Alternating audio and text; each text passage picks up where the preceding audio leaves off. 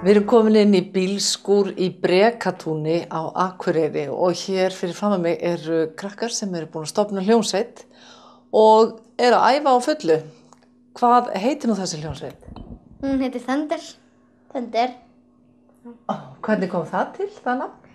Það var við vorum í þegar við komum fyrst fram, það var í kosninga eitthvað hjá Bjartri framtíð og vorum ekki alveg búin að ákveða nafn, það voru komin nokkur nöfn. Það var alveg búin að taka smá tíma að ákveða eitthvað. Og sem sagt, kynnirinn Magni Ásgeirsson, hann vissi ekki alveg hvernig hann átti að kynna okkur. Hann var svona leitsnögt á trommusettið hans og það stóð, því að það er tegundin Thunder, þá sagði hann bara hljómsveitin Thunder eitthvað hann á sig. Og já, við ákveðum bara að halda því. Þannig að þið eru svolítið þrumur, öll, er það ekki? Það var ekki að segja það. Eins og fótboltaliðið sem heitir Afturelding, það var bara bull. Já. En þið eru að æfa og hvað er þið búin að vera að æfa lengi? Svona 2-3 mánuði.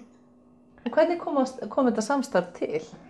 Við lékum öll í leikriti sem heit Tumi tímalausi sem var sett upp í Hofi og við tveir ákvaðum að stofna hljómsveit bara svona Ganni? Já, Ganni. Og buðum Rebekka að vera með okkur.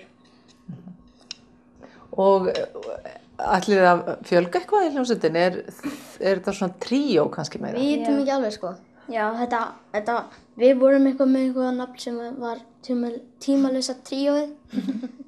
En ég held að Rebekka hafi verið eitthvað ósátt með það. Og þið eru svo miklu herramenn, sé ég, að þið náttúrulega hafi leyft henni aðeins að hafa skoðun á þessu, er það ekki? Jú. Já. En það verður maður alltaf að hafa söngkonuna góða, það er alveg á hreinu. En færð þú ráð einhverju?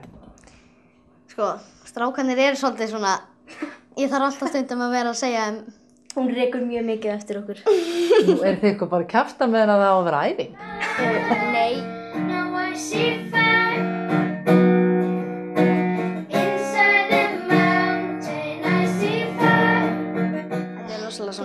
Þetta er mjög fjölbreytt, Gefðu mér nú einhver dæmi, segðu mér einhver lög svona.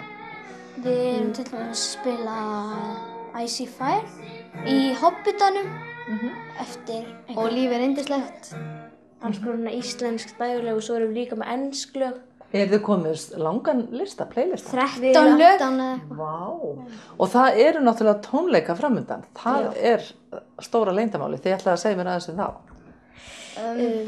Ég var bara heima á ömmu minni og var bara að hugsa en ef við bara höldum tónleika og bara til styrktar eitthvað og svo fattaði ég bara barnadeildarinnar á sjúkrahúsinu hérna á Akureyri og svo heyri ég í Siggabó og honum finnst þetta bara mjög fín hugmynd og við reynum bara að halda þessu áfram og ég hringi í Rósenborg og þekki þar konu sem heitir Telma og ég segi henni að spyr hana hvað það kostar að fá að leigja salinn þarna í Rósenborg og hún segir, ég er ekki alveg viss og svo sagði henni, já við erum að hafa tónleika til styrktar barnadeildarinnar og þá sagði hún, já þið fáið þetta örugglega bara frítt fyrst þetta sé svona til styrktar Og tónleikarnir ykkar eru núna í kvöld á Rósenborg, eru þið ekkert orðin spennt?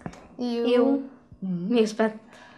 En ef þetta tekst nú allt voðalega vel og einhver sem er að horfa á okkur sér hvað þið eru rosalega góð, má þá panta ykkur? Já, endilega, við viljum aðeins svona halda áfram. Hvernig það? Hvernig panta? Þú veist að fá ykkur til að koma fram einhvers staðar annars staðar? Það má. Já. Við viljum það endilega, Þá skulum við leyfa áhorfendum að hlusta á ykkur æfa ykkur. Ef að fara í það núna? Já. Flott.